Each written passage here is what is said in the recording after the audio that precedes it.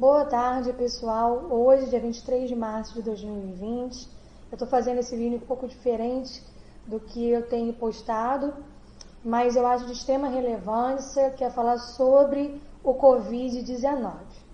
Para quem não sabe, eu sou advogada, então inicialmente eu vou falar dos conceitos jurídicos que temos vivido por conta do Covid-19 e depois eu vou estar falando sobre questões médicas, com base nas informações tanto do Ministério da Saúde quanto de uma médica, que eu vou estar mencionando o nome dela direitinho. Eu vou estar passando esses dados para vocês aos poucos, tá bom? Então, tanto eu vou falar da parte jurídica, que é a minha área de conhecimento, como eu vou estar falando da parte médica, que não é bem a minha área de conhecimento, mas que eu tenho tido informações através do portal do Ministério da Saúde, através das coletivas de imprensa e através de confirmações com essa minha médica amiga, que é a doutora Paula, tá bom? Então vamos começar. O primeiro ponto que eu quero abordar do jurídico é a suspensão dos prazos. Eu estou aqui no Rio de Janeiro, então o que eu vou estar falando é com base no Tribunal de Justiça do Estado do Rio de Janeiro. Os prazos estão suspensos do dia 17 a 31 de março. Então, nesse período de recesso, nesse período de suspensão de prazo, tanto dos processos físicos quanto dos processos eletrônicos, o sistema será feito através do regime de plantão. Então, mantenha o regime de plantão aqueles casos que são de extrema urgência. Os que não são, vai ter que ficar para depois.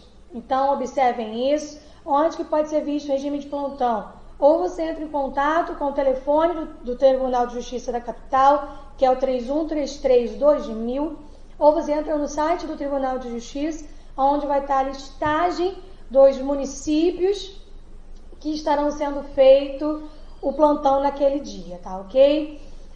Outra coisa que eu vou estar informando, nesse período de suspensão de prazo, não há atendimentos presenciais nas comarcas, vai ficar somente o regime de plantão. Então tomem cuidado com isso e façam essa verificação antes de estarem indo numa situação de medida de urgência, ok?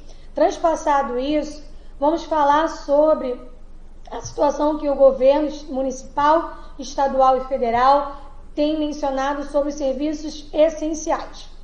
Primeiramente, os serviços essenciais não tem uma lei específica que determina quais são, mas utilizamos a Lei 7.783 de 89, que é a lei que regulamenta o exercício do direito de greve, e lá em seu artigo 10 é mencionado quais são os serviços considerados essenciais, tá bom? Eu vou estar botando depois aqui todas as leis, os decretos que eu vou estar mencionando. Eu não vou lê-los para não ficar uma coisa muito extensa, mas aí vai estar para vocês estarem verificando, tá bom? Além dessa lei, no artigo 10, mencionar quais são os serviços e atividades essenciais, foi publicado um decreto no dia 20 de março deste ano, decreto número 10.282. Esse decreto é um decreto federal, tá bom, gente? Igual a lei que nós mencionamos agora, foi uma lei federal. Por que eu estou mencionando isso? Porque eu vou dizer algumas que são estaduais, tá? Então, esse decreto é um decreto federal, decreto 10.282, em que seu artigo 3º, ele menciona quais são os serviços públicos e de atividades essenciais, tá bom? Além disso, gente, eu gostaria de estar mencionando para vocês a medida provisória que foi publicada com data do dia 22 de março, ou seja, com data de ontem, a medida provisória número 927. Essa medida provisória tem como intuito fazer um enfrentamento ao Covid-19 em relação às questões trabalhistas. E eu vou destacar dessa medida provisória o artigo 3º. Esse eu vou estar lendo, porque eu acho que é de extrema relevância. Não que os serviços e atividades essenciais não sejam, mas é um texto muito mais extenso. Então eu vou estar colocando para vocês poderem estar abordando, tá? O artigo 3º diz o seguinte: para o enfrentamento dos efeitos econômicos decorrentes do estado de calamidade pública e para a preservação do emprego e da renda, poderão ser adotadas pelos empregadores, dentre outras, as seguintes medidas. Inciso 1, o teletrabalho. Inciso 2, a antecipação de férias individuais. Inciso 3, a concessão de férias coletivas. Inciso 4, o aproveitamento e a antecipação de feriados. Inciso 5, o banco de horas. Inciso 6, a suspensão de exigências administrativas em segurança e saúde do trabalho. Inciso 7, o direcionamento do trabalhador para a qualificação. E inciso 8, o diferimento no recolhimento do Fundo de Garantia do Tempo de Serviço, FGTS. Tá bom, gente? Além dessas medidas que foram feitas pelo governo federal, eu gostaria de estar ressaltando a decisão do STF para destinar o valor que foi auferido, uma parte do valor auferido na Operação Lava Jato, ou seja, 1,6 bilhão para o Ministério da Saúde ao combate do coronavírus Covid-19. A princípio, esse valor ia para o Ministério da Educação, mas foi agora revertido a partir do pedido do Procurador-Geral da República para o Ministério da Saúde, tá? Todas as informações eu vou estar colocando para vocês, portal onde vocês podem ter acesso, tá bom? Em relação ao Estado do Rio de Janeiro, foi colocado aqui alguns projetos, na verdade, de acordo com a publicação feita no dia 19 de março, no site da Alerj, vem dizendo que 10 projetos estariam sendo verificados relacionados à pandemia. Então, deem uma olhadinha também lá no site da Alerj, que eu vou estar botando o link posterior para vocês, tá ok? Eu vou falar um pouquinho agora do INSS. Essas informações, gente, são de extrema relevância, inclusive de acordo com a assistência social, Patrícia Brito, que é minha mãe. Por quê? Porque ela vai abarcar as pessoas que nesse momento mais necessitam, que são os pensionistas, que são as pessoas aposentadas. Em relação às pessoas que recebem Bolsa Família, eu não vou estar falando agora porque eu não obtive informações que vocês possam ter acesso, então eu preferi não estar mencionando elas, tá ok? Em relação ao INSS, o INSS retirou o bloqueio de pagamento por falta de prova de vida por 4 meses, iniciando-se agora nesse mês de março. Ou seja, não será feito bloqueio de pagamento de aposentados e pensionistas por falta de prova de vida nesses 4 meses, iniciando agora em março. Outra coisa que foi anunciada é o adiantamento do 13º para os aposentados e pensionistas do INSS. Eu não encontrei informação de datas, nem se vai ser adiantado o 13º completo, ou se será feito em 2 parcelas, como já é o comum. Outra coisa em relação ao INSS, foi informado pelo ministro da Saúde, Mandetta, que também poderia ser recebido através de uma procuração simples, porque a gente sabe que usualmente seria necessário uma procuração mais complexa, inclusive feita junto ao INSS, mas para evitar essa aglomeração e movimentação de pessoas, seria aceita uma procuração simples para esse recebimento. Mas, para esse ponto do que eu já tenho falado, eu não encontrei nenhuma referência de site, mas provavelmente vocês vão encontrar numa dessas coletivas em que o Mandetta falou, tá bom?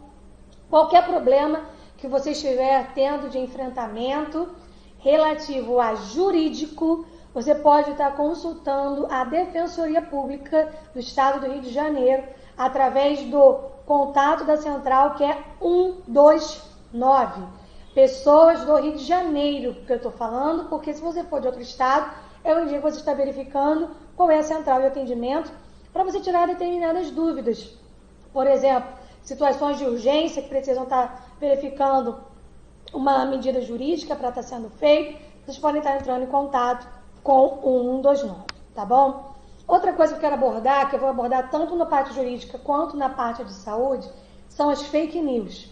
Gente, além das fake news também podem ser consideradas como crimes, cuidado, porque isso faz a disseminação de informações falsas, além de termos visto pessoas usando do charlatanismo, ou seja, usando de curas milagrosas e informações que levam as pessoas a serem enganadas. Inclusive, ontem passou no programa jornalístico alguns vídeos que seriam possíveis situações de charlatanismo que vão ser verificados pelos conselhos respectivos. Então, vamos tomar cuidado e buscar referências nos locais corretos. Essas informações vão estar no site do Ministério da Saúde, no site do INSS, junto à Defensoria Pública, no site do Tribunal de Justiça do Estado. Então, tomem cuidado com essas fake news, tá ok? Agora a gente vai falar um pouquinho sobre a parte da saúde, que, como eu já falei para vocês, além da assistente social que eu mencionei, ela também é técnica de enfermagem. Então, essas informações eu peguei com ela, além das informações do ministro da Saúde, Luiz Henrique Mandetta, e com a médica, a doutora Paula Cerzedelo. Então, eu agradeço a participação delas nessa ajuda de estar fazendo esse vídeo e vou estar falando um pouquinho para vocês. De acordo com a coletiva de imprensa feita ontem pelo Luiz Henrique Mandetta, que é o nosso ministro da Saúde, junto com outros, até ontem nós tínhamos confirmados aqui no Brasil 1.546 casos, sendo de 25 óbitos, onde 22 eram do estado de São Paulo e 3 no estado do Rio de Janeiro. Coisas que eu vou falar que são importantes. Primeira coisa, lavar as mãos. Eu vou mostrar aqui para vocês qual é o correto, a melhor forma, vamos dizer assim, da lavagem das mãos. Primeiro, passou o sabão na sua mão, você vai fazer entre os dedos, desculpa, talvez não fique muito claro, deixa eu ver fazendo ao contrário, lavar entre os dedos. Após isso, você vai fazer conchinha nas mãos, para lavar também as suas unhas. Você vai fazer assim também. E depois vai lavar os seus pulsos. Se possível, lave também até o seu antebraço. Ok? Essa seria a correta maneira de você lavar as suas mãos. Ah, se estou num local em que eu não tenho como lavar as mãos, use o álcool em gel. O álcool em gel pode ser usado tanto em casa, quanto em locais que você, infelizmente, não tem como ficar em quarentena, em isolamento, porque você precisa ir trabalhar, então você vai ter contato no ônibus, contato no metrô ou em outro meio de transporte público, então utilize o álcool em gel. O álcool em gel também pode ser usado em casa? Sim, mas sempre que possível, use a lavagem das mãos, ok? Outra coisa, o tossir e o espirrar. Sempre que você for tossir e espirrar, não use suas mãos, use o antebraço. Tussa e espirre para baixo, para evitar a contaminação da outra pessoa, tá bom? A distância. Tem sido pedido uma distância mínima de 1 metro entre você e outra pessoa. Essa distância mínima não é só na rua, até dentro da sua casa, você que está em isolamento, você que está em quarentena, no mínimo a distância de 1 metro, tá bom? Outra recomendação, evitar aglomerações, evite locais em que tem muitas pessoas. Se você precisa sair para trabalhar, evite esse contato muito próximo. Faça esse pedido mínimo de distância de 1 metro. Isolamento e quarentena. Tenho visto muitas pessoas banalizar a situação que estamos vivendo. Temos visto muito nos repórteres, inclusive a menção da situação na Itália, uma situação muito grave. Não que nos outros países não seja, mas lá o número de mortos tem ultrapassado 600, mais de 600 por dia. É uma situação de calamidade e temos visto pessoas relativizando. Então, por favor, você que pode, faça o isolamento, faça a quarentena, por favor, não relativize, não leve, isso só está acontecendo lá, isso já está acontecendo aqui. Imagine se em países que nós consideramos desenvolvidos, de primeiro mundo, com uma saúde que todo mundo gosta de equiparar o Brasil, dizendo que é inferior a eles, a situação está assim, imagine no nosso país. Então, para a gente entrar num estado de calamidade pública, numa situação em que nossos hospitais não terão o mínimo, o básico, por favor, faça o isolamento. Não é um momento de você agora ser egoísta, mas é um momento de você ter empatia, de você pensar no próximo, pensar no coletivo, tá bom?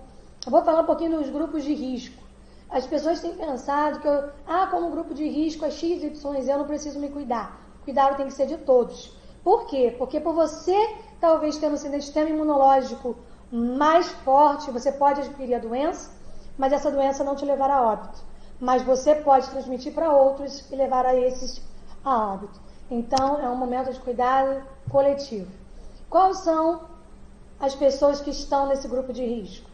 Os idosos, pessoas que possuem doenças autoimunes, como lúpus, doenças renais, possuem imunidade baixa, hipertensão, diabetes, doenças cardiovasculares. Esses são alguns exemplos de pessoas que já têm outras comorbidades. Como o ministro mesmo tem dito, são pessoas que são do grupo de risco, além dos idosos. Mas não quer dizer que essa doença, que esse vírus não pode se agravar e também não pode ser pego por crianças e pessoas de outras faixas etárias, tá? Vamos tomar esse cuidado, é que a parte dos idosos tem sido a maior afetada, mas não quer dizer que as outras faixas não possam ser, tá ok? Agora, só me dizer, não posso fazer isolamento, sou da área de saúde, sou da área de serviços básicos, preciso ir trabalhar, ok? Nós, de imediato, já agradecemos ao serviço de todos, serviço de limpeza, as pessoas do serviço de lavagem das roupas hospitalares, dos técnicos, enfermeiros, médicos, todos. Agradecemos também as pessoas que trabalham no serviço de recolhimento dos lixos. Muito obrigada pelo trabalho que vocês estão exercendo. São trabalhos fundamentais, trabalhos que auxiliam a população nesse embate. E por isso que eu achei importante fazer esse vídeo, para que nós, como coletivo, sejamos um só no combate a esse vírus. E como eu li que uma criança escreveu, eu achei muito interessante, se nós não andarmos na rua, o vírus também não anda. Por quê? Porque nós vamos exterminar essa propagação quanto mais ficarmos isolados, quanto menos contato tivermos com o outro, tá ok? Fui na rua, o que é indicado? Chegou em casa, evite de imediato colocar suas mãos nos olhos, boca e nariz, tá ok? Lave, separe já essa roupa que você usou na rua e lave ela de forma separada e imediatamente vá tomar um banho, para evitar o contágio que possa ter tido com a sua derme, com a sua pele, né? E com as roupas que você estava utilizando. Mas independente de você ter saído à rua, você também que está em isolamento, evite o contato nos olhos, nariz e boca, tá bom? Uma outra informação além do Covid-19, nós temos outras doenças que têm matado muito, que eu menciono, por exemplo, o sarampo, e menciono também a chikungunya e a dengue. Então, você que está em casa, aproveite esse isolamento para fazer a limpeza da sua casa e verificar todas as áreas para evitarmos uma aglomeração de mosquitos, o Aedes aegypti, e outros que possam estar levando à contaminação da dengue e da chikungunya, além de outras doenças. Então, evite água parada, faça a limpeza do seu quintal, da sua casa, olhe os ralos. Então, vamos tomar cuidado. Outra coisa, você que está em casa, evite o descarte desnecessário de alimentos. Nesse momento, precisamos otimizar, faça comida na quantidade que vocês vão estar utilizando para evitar comidas estragarem. Outra coisa, use a água conscientemente, tome cuidado com isso. Na hora do descarte do lixo, vamos evitar para não ter proliferação de ratos, nem nenhum outro animal, tudo bem? Outro ponto que eu quero falar com vocês é que o Ministério da Saúde disponibilizou um aplicativo tanto para Android quanto iOS, que se chama Coronavírus SUS. Lá no aplicativo você vai encontrar tudo isso que eu falei e muito mais. Inclusive, o Ministério da Saúde tem uma página no YouTube que tem vídeos explicativos muito bons. Então, acesse a eles. Lá no aplicativo, ele vai perguntar se você está se sentindo mal, quais são os sintomas que você demonstra. E se você ativar o localizador do seu celular, ele vai te dizer a unidade de saúde mais próxima para você estar indo. Evite ir diretamente aos hospitais. É isso que o ministro tem pedido. Os postos de saúde, na maioria dos estados e municípios, tem sido a primeira porta de entrada para fazer essa qualificação. Vai ter os hospitais de campanha para depois estar fazendo também essa abordagem. Mas siga as orientações, tudo bem? Siga as orientações. E em relação às fake news, gente, não propague informações que você não tenha certeza que estão certas. Entre no site do Ministério da Saúde, entre no site do INSS se você está com alguma dúvida, entre em contato, inclusive, com o INSS através do 135, se você tiver dúvida, entre em contato com o Ministério da Saúde através do Disque Saúde 135. O Ministério da Saúde também disponibilizou um outro telefone, que eu agora não sei informar de cabeça para vocês, mas está na página do Ministério da Saúde, está nos vídeos do YouTube do Ministério da Saúde, está também no aplicativo que eu acabei de falar para vocês, Coronavírus SUS, tá bom? Tome cuidado com esses fake news que às vezes trazem mais alarde e quando a informação verdadeira é passada, ela tem uma menor propagação do que a mentirosa que já foi propagada, tá ok? Outra coisa que eu vou passar para vocês é sobre a vacinação. A vacinação, gente, ela não é para o coronavírus. A vacinação, ela é tríplice, ela é trivalente, que é a palavra correta, ou seja, ela protege contra 3 vírus. Quais são? A influenza A, que é o H1N1, a influenza B e a influenza A, que é a H3N2. Então, eu vou passar para vocês as datas e os grupos que devem estar indo tomar as vacinas. Tomar essa vacina que protege contra esses 3 vírus. O que eu peço para vocês? Verifiquem juntamente com o seu município de residência como será feita essa vacinação e quais serão os locais de vacinação. Porque, como eu disse, muitos municípios estão utilizando os postos para primeiro atendimento, ou seja, para a porta de entrada das pessoas que estejam com possíveis sintomas do vírus Covid-19, desculpa. Então, muitos podem estar descentralizando essa vacinação dos postos para outros locais, para não haver aglomeração de pessoas e acabe o intuito sendo desvirtuado. Então, verifique no seu município aonde vai estar sendo feita a realização da vacinação. Não se dirija automaticamente para os postos de saúde, tá bom? Então, eu vou estar explicando para vocês agora como é que vai estar sendo essa vacinação, os dias e quais serão os grupos, tá ok? A vacinação iniciou-se hoje, dia 23 de março. Quais são os grupos nesse momento? Os idosos, ou seja, aqueles que têm 60 anos ou mais, e os trabalhadores da área de saúde, que são aqueles que estão no enfrentamento direto, no embate ao Covid-19, então eles estão nesse quadro prioritário. Depois, iniciará no dia 16 de abril, e os grupos serão os professores das escolas públicas e privadas, os profissionais das forças de segurança e salvamento e os portadores de doenças crônicas, não transmissíveis e outras condições clínicas especiais. Já no dia 9 de maio, que será a terceira fase da vacinação, os grupos serão crianças de 6 meses a menores de 6 anos, as gestantes, as puérperas, que são consideradas aquelas até 45 dias após o parto, os funcionários do sistema prisional, a população privada de liberdade, ou seja, a população carcerária, os adolescentes e jovens de 12 a 21 anos que estão sob medidas socioeducativas, os povos indígenas e os adultos de 55 a 59 anos.